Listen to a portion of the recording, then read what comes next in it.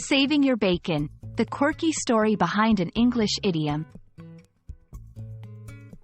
Hello everyone. Today, we're diving into the fascinating world of English idioms. Specifically, we'll unravel the meaning and origin of the phrase, saving one's bacon. This quirky expression has a rich history and is a fun example of how colorful and vivid the English language can be. So, if you've ever wondered how saving bacon relates to getting out of trouble, you're in the right place. The phrase, saving one's bacon, is an idiom that means preventing harm or avoiding a loss in a situation. It's often used when someone escapes a close call or is rescued from a tricky situation. The bacon here doesn't refer to the food directly but is a metaphor for one's well-being or assets.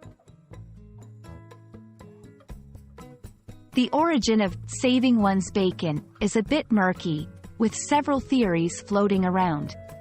One popular belief is that it dates back to the 12th or 13th century, where bacon was a valuable commodity, and saving it meant preserving your wealth or livelihood.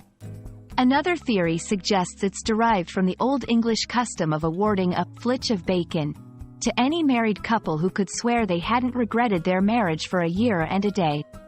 Thus, saving one's bacon could have originally meant preserving one's marital harmony. Now that we know what it means and where it comes from, let's see how to use saving one's bacon in everyday conversation. Here are a few examples. I almost missed the deadline, but my friend helped me finish in time. She really saved my bacon. The new safety feature in the car saved my bacon during that sudden stop. Remembering to back up my report saved my bacon when my computer crashed.